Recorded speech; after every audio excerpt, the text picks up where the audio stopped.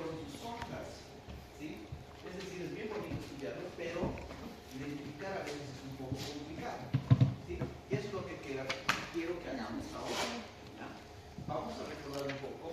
Hemos dicho que esta parte de la oclusión, la cara oclusal de las piezas dentales y la anatomía de las piezas como tal, tienen un porqué, ¿sí? Tienen una razón. No son caprichosamente, no tienen esa forma caprichosamente. Tampoco son planas, ¿no es cierto? ¿Sí? Porque hemos visto que las piezas dentales son parte de todo el sistema estomatognóstico, ¿sí? Si bien cada parte es independiente, ¿no? Las articulaciones, los músculos, los huesos, las piezas dentarias, ¿sí? Pero todos trabajan de una manera uniforme. Ahora, si algo falla en una de estas partes, va a fallar todo el sistema, ¿sí? Normalmente lo que pasa es que en el sistema anátomo, ¿qué es lo que más falla? Las piezas dentarias. ¿Por qué? ¿Por qué será?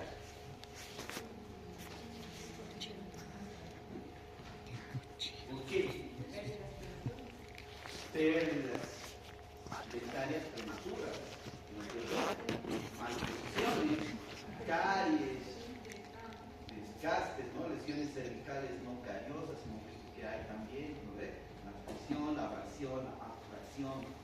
Inclusive nosotros también podemos causar patologías, ¿no ven? De origen dentistogénico le decimos.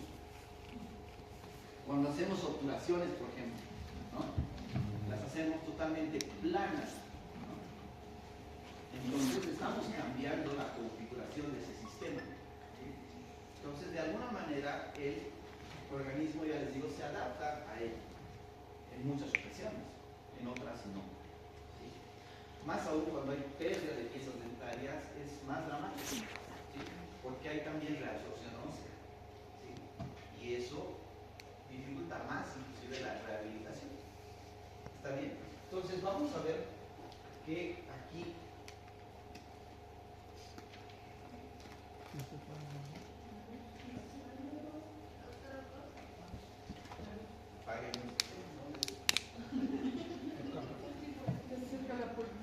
entonces ahí podemos ver una anatomía perfecta o casi perfecta, ¿no es cierto? Estoy seguro que ustedes hacen así, con sus obturaciones, ¿no? Terrible. Respetando siempre los súbicos, las cúspides y demás. ¿Cómo podemos resumir esto de la anatomía dental? Las podemos dividir en dos partes, en elevaciones y depresiones. Las elevaciones, ¿cuáles serían? Las cúspides, crestas, rebordes, ¿no es cierto? Y las depresiones, ¿cuáles serían? Los surcos y las fosas, ¿no es cierto? Ahora, cada uno de ellos, como les decía, tiene su razón de ser, ¿sí? Su función. Y vamos a recordar esto que hemos hablado en la anterior clase. Por ejemplo, las cúspides. ¿Qué tenemos que tener en cuenta?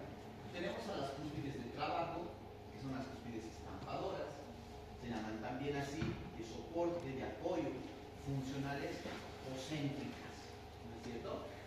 ¿Dónde están ubicadas? En superiores, en premolares y molares, está ubicado en palatina, ¿no? Es la cúspide palatina. ¿Está bien? En cambio, en el maxilar inferior son las cúspides vestibulares. ¿Cuál había sido la función de estas cúspides? Conservar la dimensión vertical, ¿sí? Y son las cúspides más importantes porque son las cúspides trituradoras, ¿no es cierto? Cuando tienen contacto, trituran el alimento, ¿sí? Trituran el alimento, entonces son bastante importantes y tenemos que identificarlas también para la función, que es el tricoidismo inclusive, ¿no?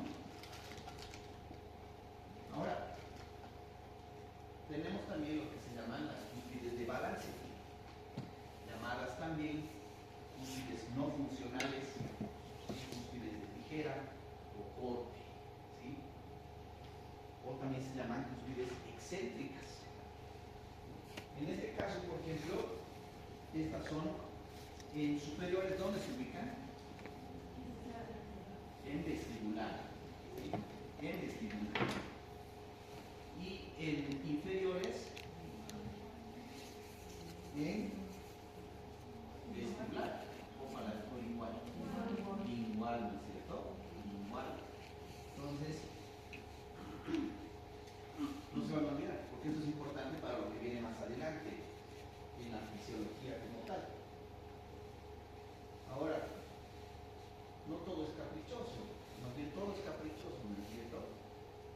Si son las cúspides más importantes, las cúspides de trabajo,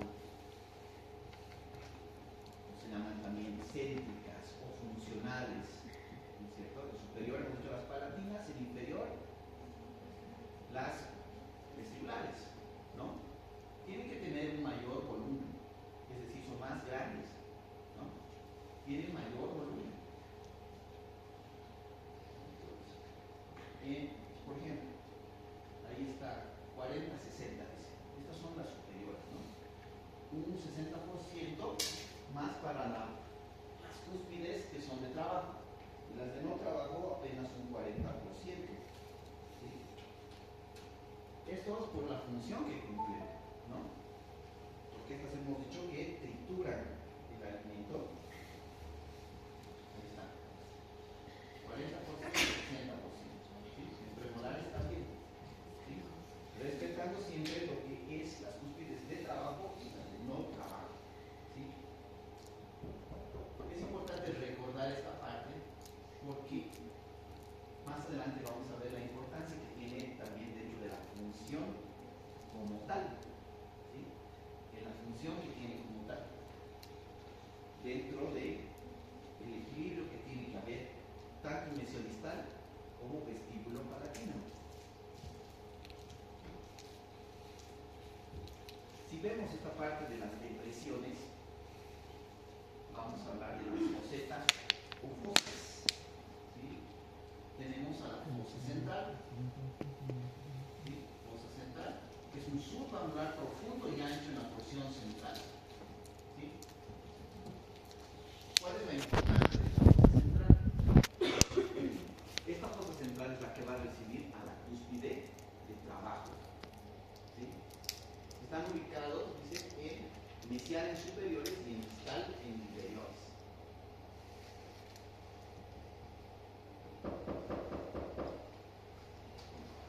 Un poco de diagrama de forma piramidal. Se encuentra, dice, que las crestas marginales, mesial o distal o de ambas. Lo que hablaba hace un momento de la función. Las fosas funcionales centrales hemos dicho que son las encargadas de recibir a las cúspides de soporte. ¿Sí?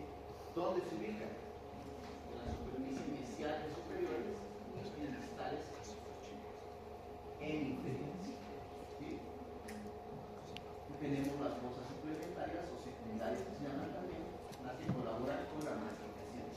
¿Sí? Aquí podemos ver en un premolar superior, ubicado en mesial. En cambio en inferior está ubicado en distal. Es porque aquí va a venir a descansar la cúspide de trabajo funcional. Y aquí se va a formar lo que se llama el tripolismo o tripolismo. ¿Sí? Cerca de esta zona se van a formar los tres puntos. ¿Sí? Para dar equilibrio vestíbulo-lingual. Colabora también en el equilibrio mesio-distal. ¿Sí? Por eso es importante reconocer dentro de la anatomía dentaria. Y la importancia también de que cuando nosotros vayamos a hacer una restauración, no alteremos esta parte, porque podemos alterar, ya les digo, la cinemática de la articulación también. Y eso sucede frecuentemente.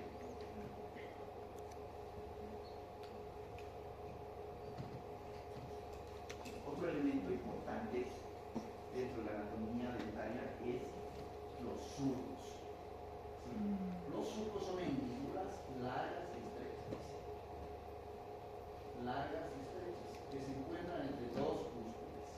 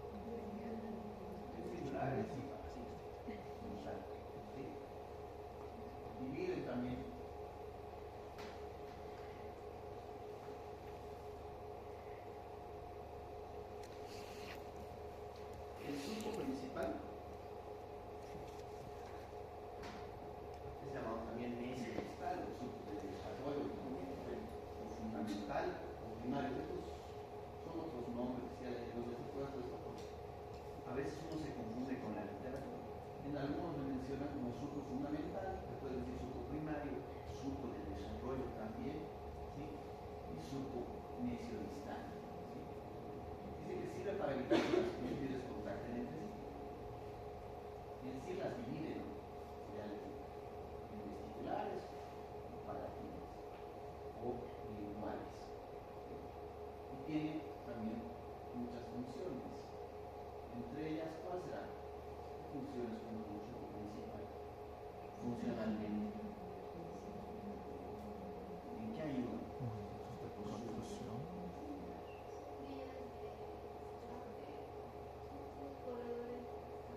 Son vías de escape, ¿no? Para los movimientos de profusión, por ejemplo, ¿no?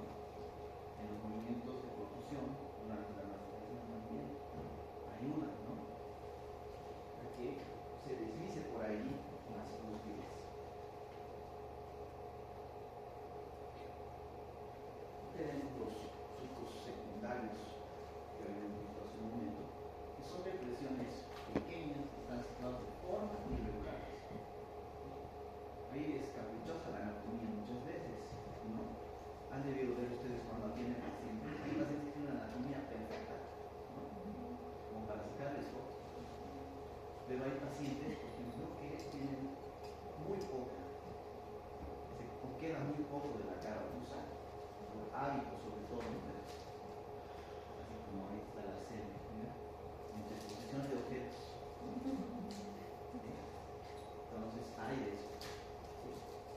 Hemos visto que por ejemplo, en el bruxismo, ¿no?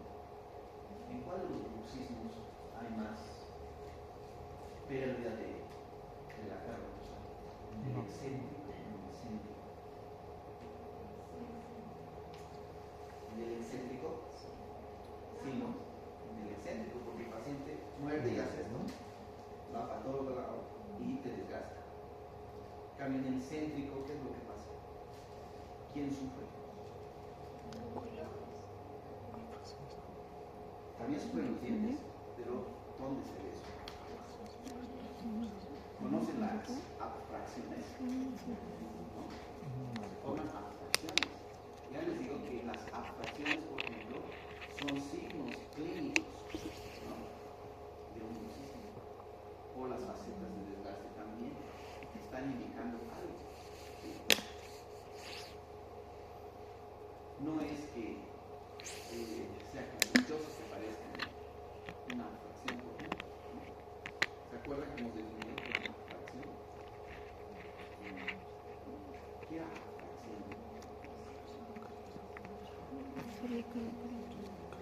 Hemos dicho que es una lesión cervical cariosa por fuerzas oclusales excesivas.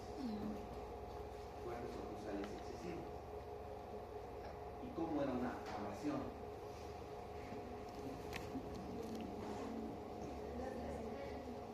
Un desgaste de tipo mecánico, ¿no? Por fricción. Y la erosión, un desgaste de origen químico. ¿En qué patología se puede observar erosión? Bulimia. En la bulimia, ¿no? En la bulimia. Muchas veces es el odontólogo quien identifica este tipo de patología, ¿no? Que es de origen psicológico. Pero el odontólogo identifica desgastes erosivos en las caras palatinas y demás. ¿Sí? ¿Cuál más tenemos?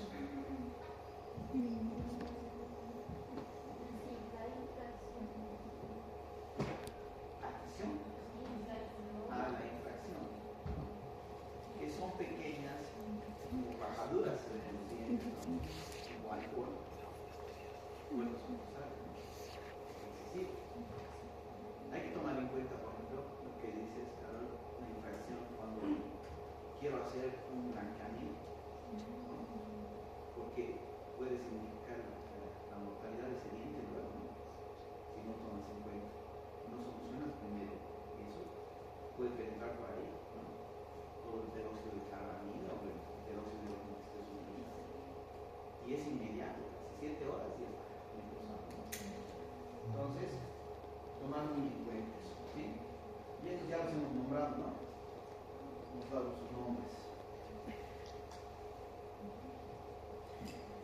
Y ahí tenemos lo que decían hace un momento. Permite el escape de la cúspide antagonista en movimientos funcionales. Tenemos los surcos de trabajo y los surcos de balance. ¿Cuáles son los surcos de trabajo? Los superiores.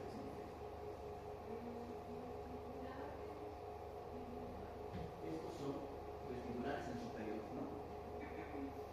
Y iguales en inferiores. Y los surcos balance, estos, ¿no? En superior tiene una dirección oblicuada. ¿Sí? En dirección mesio palatino, ¿no?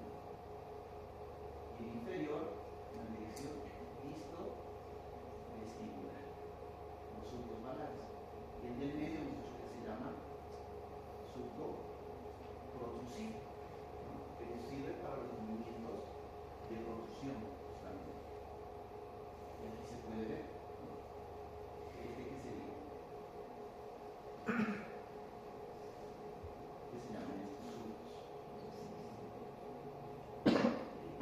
Surcos de protrusivos, ¿no? Y este, surcos de trabajo. Y estos, surcos de balance, ¿no? Surcos de balance. ¿Está bien?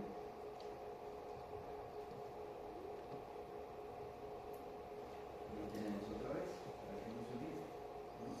Son vías de escape para los cúspides durante los movimientos de lateralidad y de protrusión. Localizan en los dientes superiores hacia vestibular, lo que habíamos dicho, y hacia el igual en inferiores. ¿Está bien?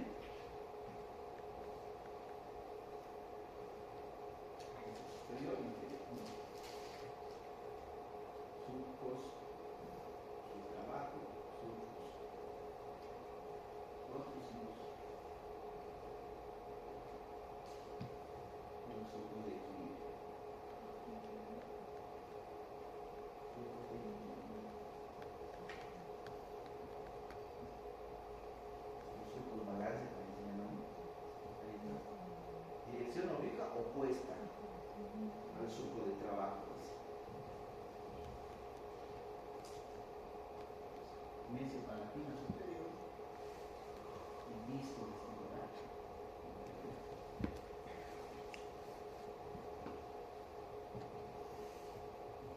Importante recordar esto para los movimientos fisiológicos, ¿no?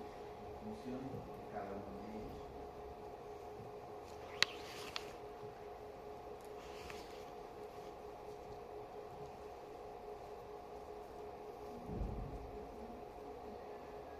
Y el surco protrusivo.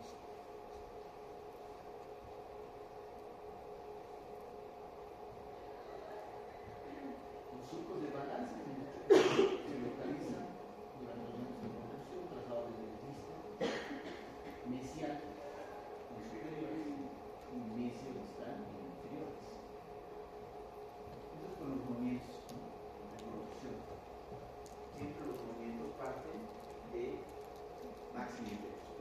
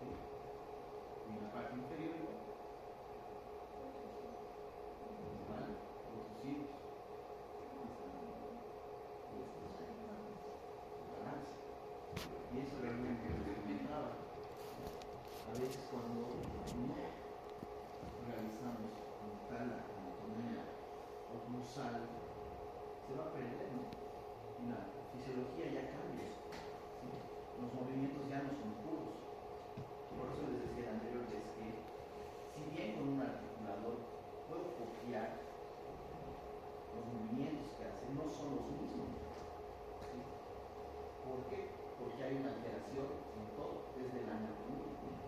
¿Sí? Entonces, solamente se imita, no se copia fielmente. ¿Sí? Además, les dije que en los articuladores, ¿no? Entonces, cuando montamos en los modelos en los articuladores, no hay ligamento de unidad, absorbe las fuerzas, ¿sí? La musculatura, los ligamentos. Entonces, por eso es que no son al 100% confiables. Nunca va a ser igual. Pero nos sirve así para estudiar. ¿Sí? Nos sirve para estudiar.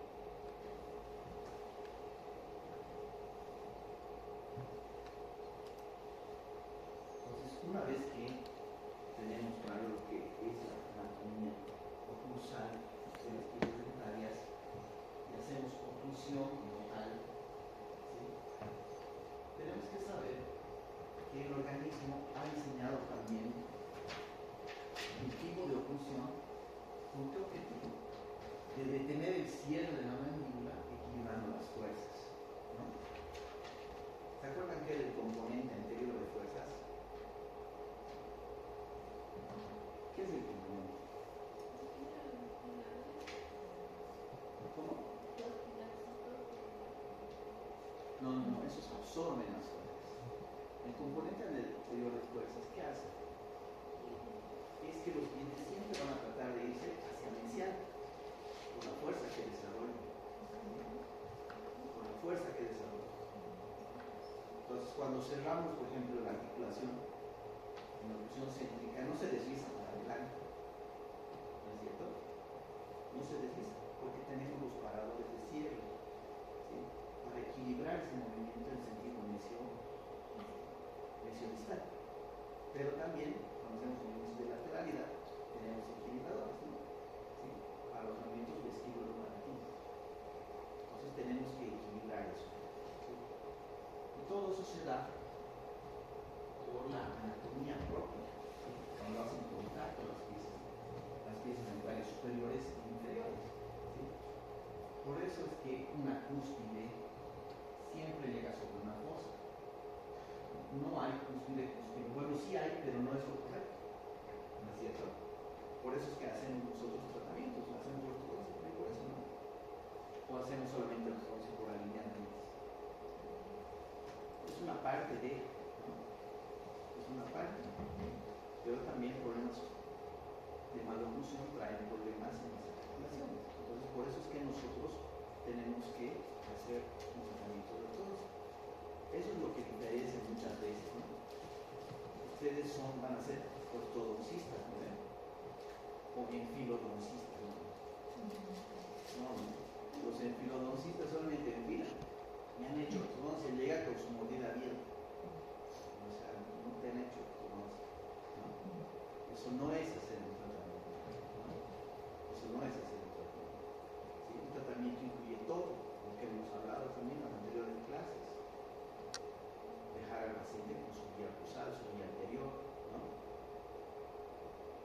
Todo eso le va a dar también estabilidad al tratamiento, ¿sí? Ahora dice que para que se logre esa estabilidad mesio-distal y vestibulo-palatina, el contacto debe producirse simultáneamente durante el cierre mandibular, ¿sí? Durante el cierre mandibular.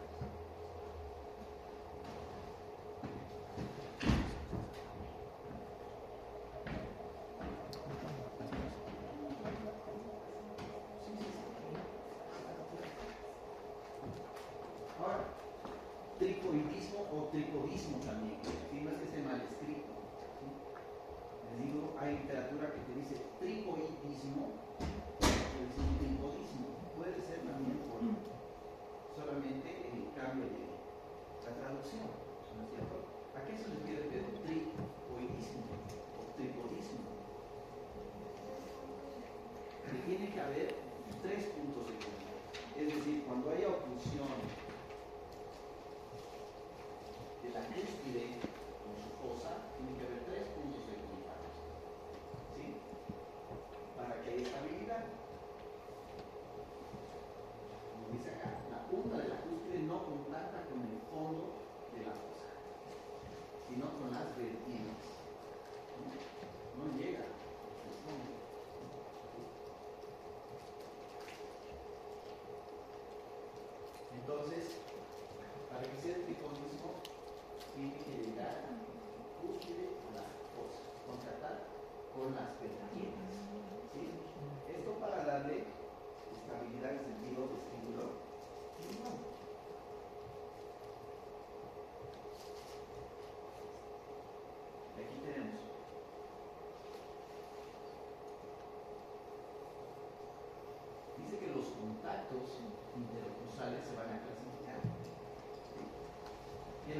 relación con la estabilidad mesiodistal,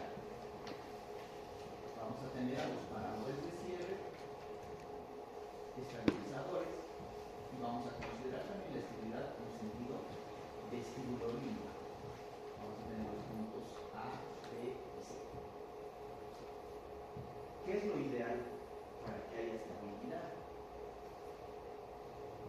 Que en hipoidismo hayan dos equilibradores y un parador de cierre, o dos paradores de cierre y un equilibrador. Siempre tiene que haber un equilibrador, porque hemos dicho que es el que absorbe la fuerza, ¿de acuerdo? Que es el que absorbe la fuerza. Inclusive hemos hecho el paralelogramo, ¿se acuerdan? Que absorbe las fuerzas a través del eje longitudinal de las piezas dentarias. ¿Está bien? Dos equilibradores y un parador de cierre, o dos paradores de cierre y un equilibrador. Ahora, ¿qué se llaman también los paradores de cierre? Se llaman mantenedores o estabilizadores. ¿Sí? Paradores de cierre, mantenedores, estabilizadores. ¿Cuál es la función de los paradores de cierre? Neutralizar las fuerzas ejercidas por los equilibradores.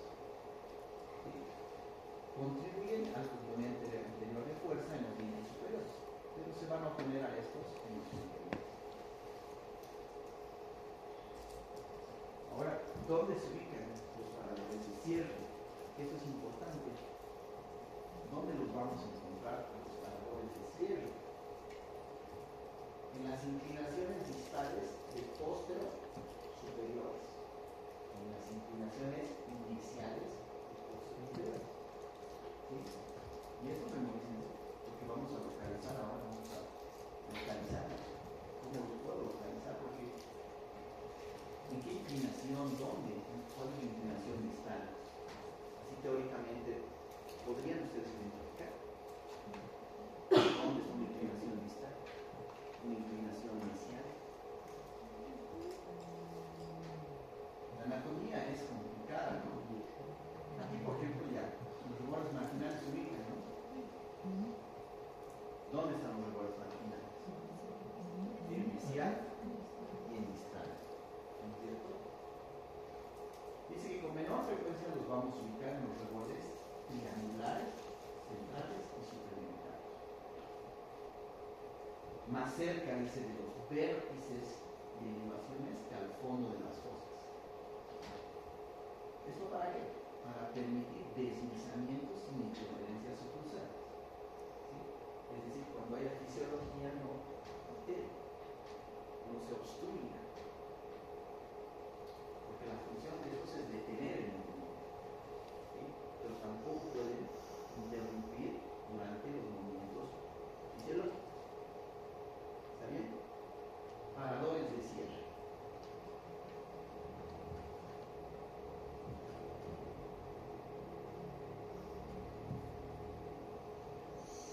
Y tenemos a los equilibradores llamados también toques. ¿Sí? Equilibradores, estabilizadores o toques. Equilibran las fuerzas ejercidas por los mantenedores, es decir, por los paradores de cierre. ¿Está bien? Aseguran la estabilidad en sentido vestíbulo igual al vestíbulo límbico.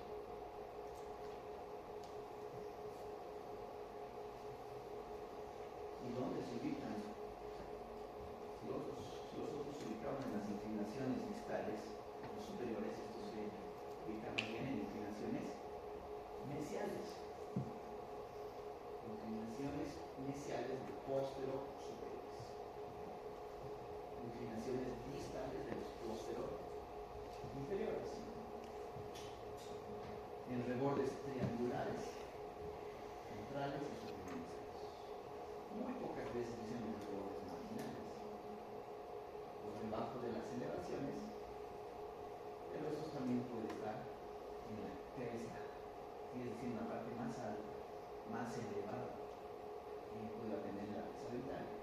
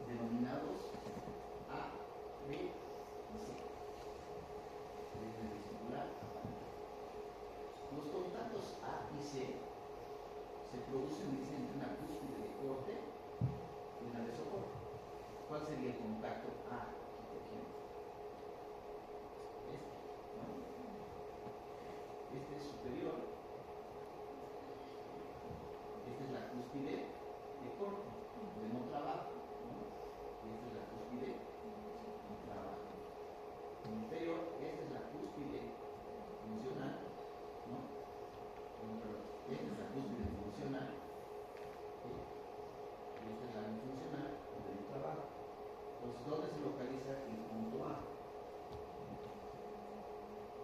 Dice que los contactos A y C se producen entre una cúspide de corte y una de soporte.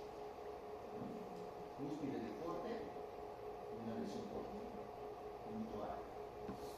¿Sí? Este es el punto A. Ahora, el B se produce entre dos cúspides de soporte. Sería este y este. Este, ¿no? Este, ¿no? Porque esta es la cúspide, el soporte de trabajo, o funcional, o céntrica, que se llama también. Esta es la más importante, porque entre estas dos se va a absorber la fuerza a través de su eje longitudinal, ¿sí? Para ir al ligamento y al hueso. Entonces, de esa manera vamos a descomponer la fuerza.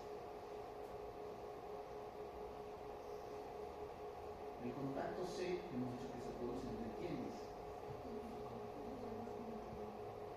Una de trabajo, otra de no trabajo. ¿No es cierto? Ahí. Aquí tenemos topes o estabilizadores. Los D siempre van a ser estabilizadores. C, topes o estabilizadores. Siempre tiene que haber estabilizadores. Precisamente para que se descomponga la fuerza. Para que se absorba la fuerza. Está más grande.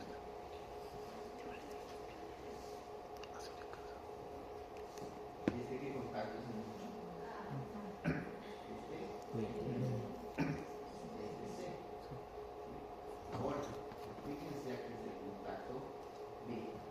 Aquí hay 1, 2, 3 puntos de contacto. Ese es el trigonismo. ¿Sí?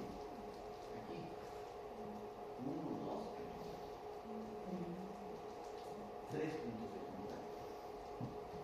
¿Sí? Porque esto se da a nivel de las vertientes, ¿no? No en el fondo. Y va a pasar esto, ¿no? La descomposición de la fuerza. ¿Sí? Aquí tengo mis contactos A, el B y el C. Y este es el más importante. ¿Sí? Porque a través de ellos se va a descomponer la fuerza. Y vamos a formar el paralelogramo. ¿Sí? Dirigiendo las fuerzas en sentido vertical. ¿Está bien? En sentido vertical. ¿Queda claro? Tripodismo. ¿Sí? ¿Y el tripodismo sería el punto A de tres o tres puntos de contacto? ¿O se forman entre esos puntos de contacto?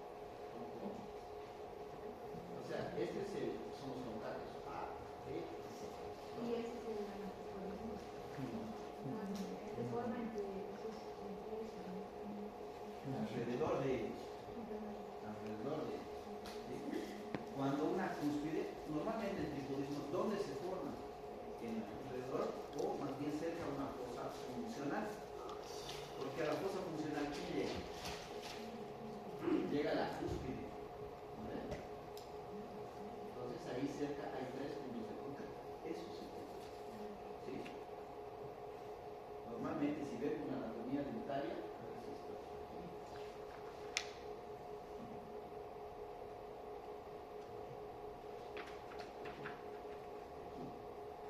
Aquí, por ejemplo, está la fosa. Aquí, la fosa central. ¿Ve? Aquí va a llegar la cúspide de trabajo inferior. Entonces, aquí 1, 2, 3. ¿Sí? Alrededor de la fosa funcional. Ese es triconismo. Porque ahí son los 3 puntos de apoyo.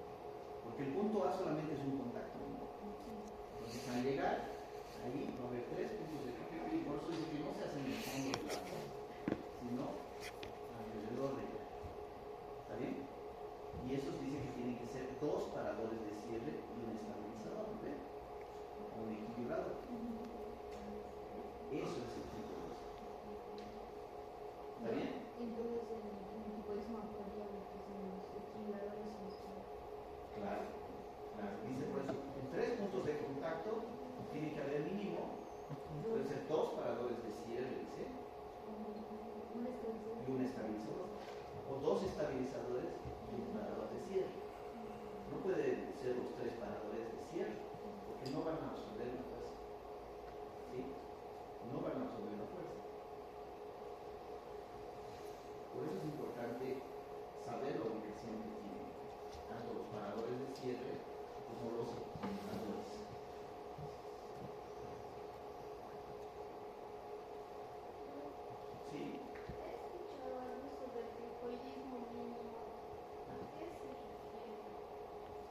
Le llaman a veces tribolismo mínimo cuando a veces hay dos puntos de contacto, pero son los dos estabilizadores. ¿Sí? Los dos que pueden descomponer la fuerza. Pueden descomponer la fuerza, pero no pueden ser los paradores de cierre, porque si no, no se descompone la fuerza y las fuerzas llegan de manera excesiva, ¿no? En ese caso no va a haber estabilidad en sentido vestíbulo-lingual. ¿Sí?